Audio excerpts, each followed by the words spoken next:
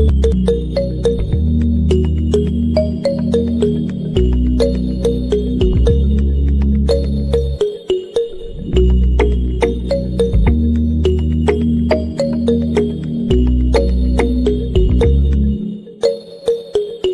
that leads to my next question, more in terms of standard.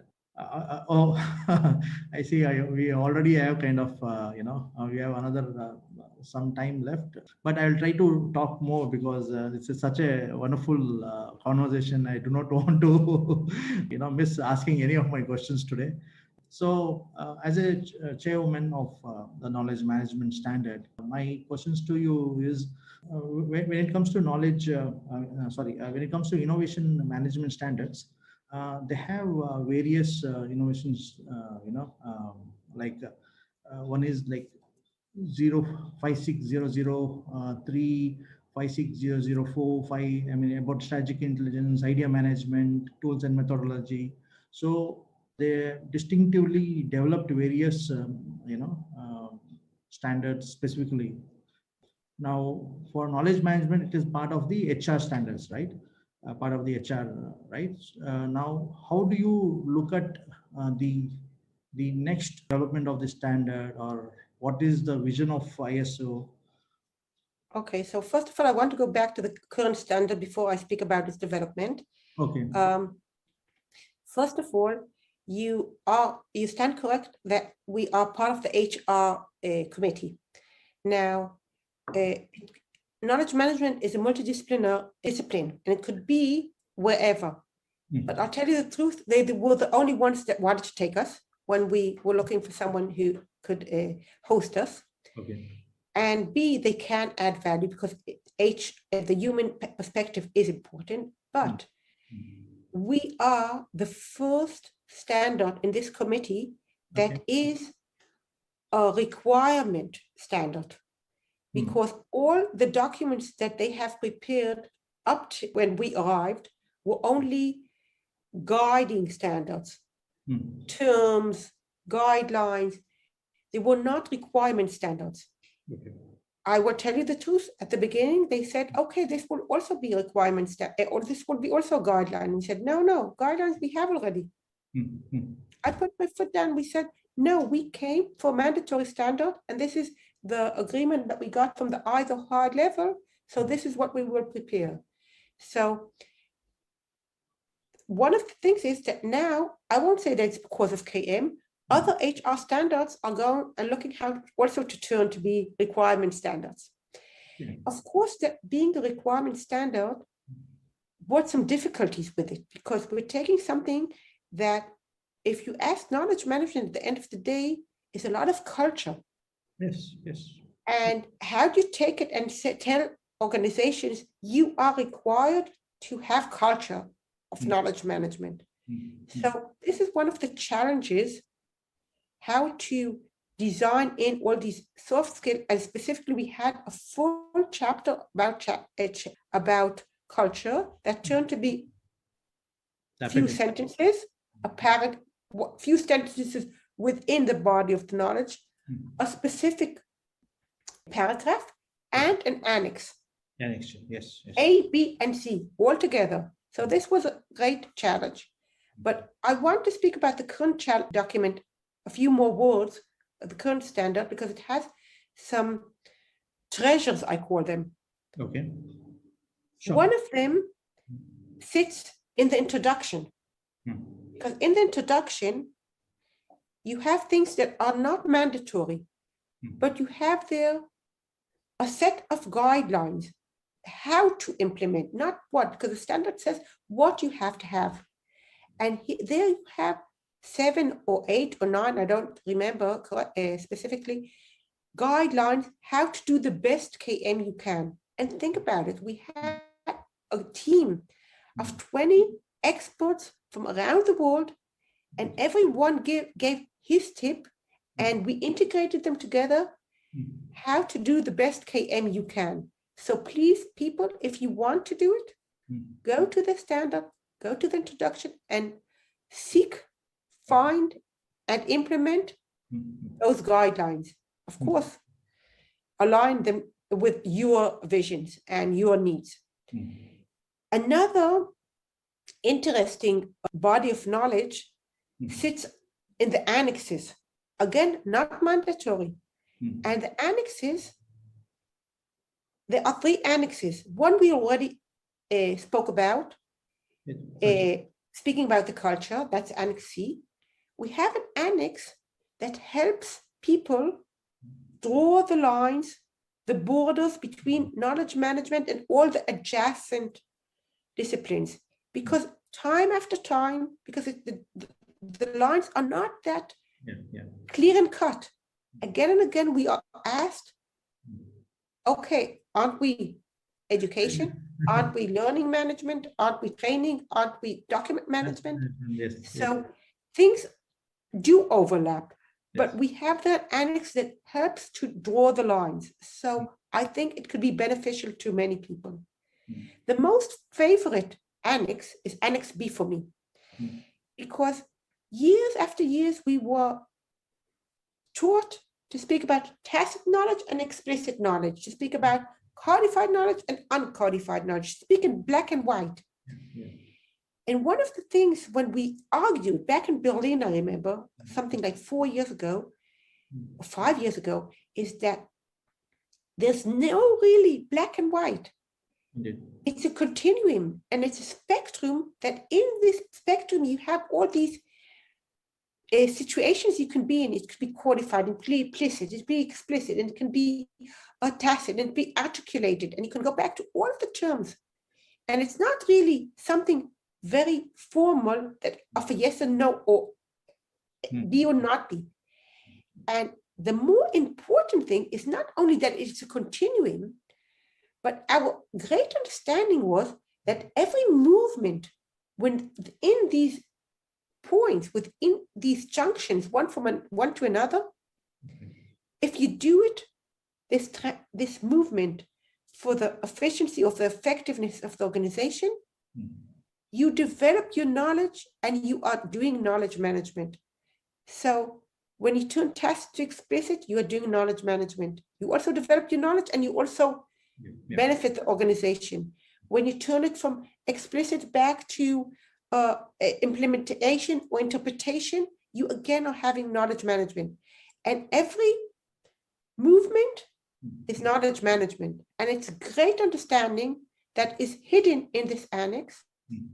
And after I came back from Berlin, a few months later, all of a sudden I understood that that's what Nonaka was speaking about. Nonaka and Hadland, no one knows because he died very early, but they were speaking about together.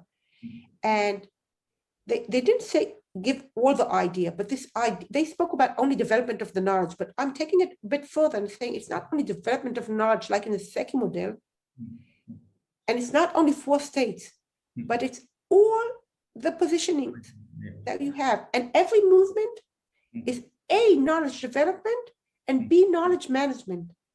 And it's a great understanding that can take each one of us, not only to theoretical understandings, but to practical places.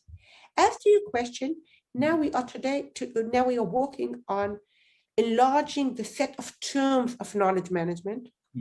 I want to remind us all that the ISO standard is the only document we have with agreed worldwide understandings on knowledge management.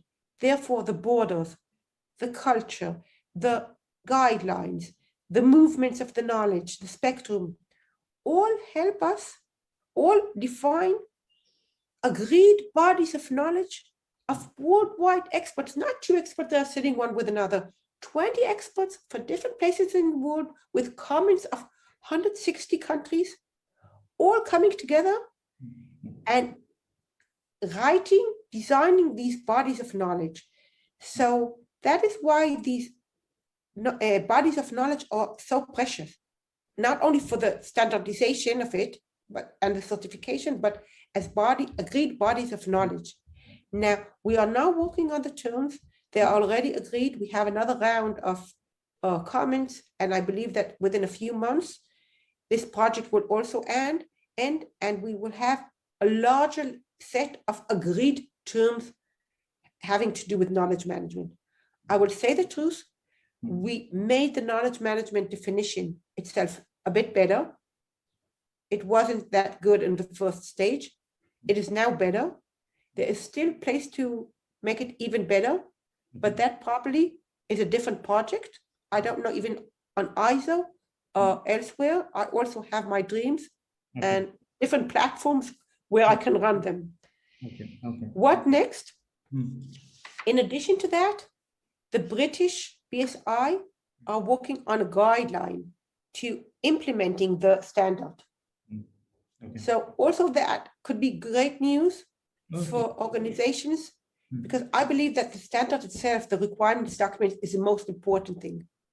B, the agreed bodies of knowledge are a great thing, because we never had agreed bodies of knowledge management. But also the guideline can be an assistant to many organizations, and also that is a project that we are now working on. True. Wow, that's really, I mean, it's really wonderful to understand actually, you know, the space you are in while developing and the real thought process, what has happened and how everything has come together. It's great insight for me, you know, because I, as a user, when I read the standard, to be very honest with you, even before user, I was very big, you know, skeptic around this game, because I always believed knowledge management itself is a fluid, right? And you can never standardize. But when I read it, I was actually, you know, really blown away, because you talk about the, you know, knowledge management system, you know, the clause 4. There you're not talking about any specific, you know, system. System is not a software. System is everything together. Exactly. The management and the training and the architecture and the platform, digital platform. Again, it's not that best term that ISO have chosen, but we are sticking with it. Yeah, I think so. So what has happened is, I mean, when we say the system, probably, you know, it was always goes back to, you know, IT system, or, you know, because system in itself is not that, it's not IT, you know, this whole, the solar is going, is professionally happening, you know, it's a system, the galaxy movement, it's a system. I mean, exactly. I mean, that's what I understood here. I mean, that's why I also kind of really read, and I was able to even take some of the, you know, important aspect and implement in my organization as well, you know, like knowledge management, archival and other things. So that's why I've been, as a practitioner, I liked it. And to be very honest with you, like past, you know, 18 years, I mean, there are so many books, there are so many frameworks, every organization has a framework, but nobody can publicly put and say, use it, because it's that organization IP, or, you know, there's various other challenges involved. But at least we have one knowledge management body of knowledge, which is agreed, at least, you know, most of the organizations, and it's been built by people who have been in knowledge management for 20 plus years of experience. So it's agreed, and it's shared, you know, framework of what is and what could be knowledge management. And that itself provides any new organization starting any organ, you know, whether it is startup or large conglomerate, or even this knowledge management booklet is so condensed and so well written. I would really congratulate for the all organizing committee and people there. In fact, in my book, I have also mentioned thank you for the organizing committee, because without which, if this standard was not there, I think we, as a knowledge management professional, we didn't have an anchoring point to come together, because my KM is different, is better, and his KM is different and better, right? So we're all in a different pace of, you know, argument saying, okay. But however, this is really, you know, fabulous. And I also hear that guidelines are coming, you know, in coming days, and that is also great news. So it's I think maybe I have more topics to talk, and I do not know, do you have another 10-15 minutes where we can maybe oh, great, thank you. Now actually, I, you know, we talked about KMGN networks, the A courses. We talked about the standard in itself and the organizing committee and what is the vision of it. Probably everybody would want to know a bit about Moria. How did she start knowledge management, and how did she kind of cross over from to this field? Maybe Okay. kindly share some. A few words about myself. Yes, please. First of all, I am a woman, a mother. I have 4 children, 4 grandchildren, very proud, a family. And through it, I started my career in computer science. And I was at the beginning a programmer, and then I was in IT, in the systems, in the mainframe, in DBA. And 24 years ago, 23 years ago, Okay. I decided to start and to change my career, not change the profession yet. I never heard about knowledge management, but I decided to start up my own IT software firm. Okay. And I left the organization I was working in, and I decided to start with a new IT firm. And a month later, I get a telephone from some colleague asking me if I can perform some KM, some knowledge management project in his organization. I didn't know what it is. And I said, no, because I'm a DBA expert and I don't know what it is. And I had no clue that no one in Israel or hardly in the world knows what it is. So he said, just wait a minute, I'll explain. And when he started to explain, I found the correlation with things that I did and loved, because I loved bringing in new methodologies and developing new methodologies and implementing technologies. And I loved the mixture between hard and soft, because you have to be very practical and very logical, but you have to be very soft and listen to people. True. And you have to know technology and understand how to implement technology. Indeed.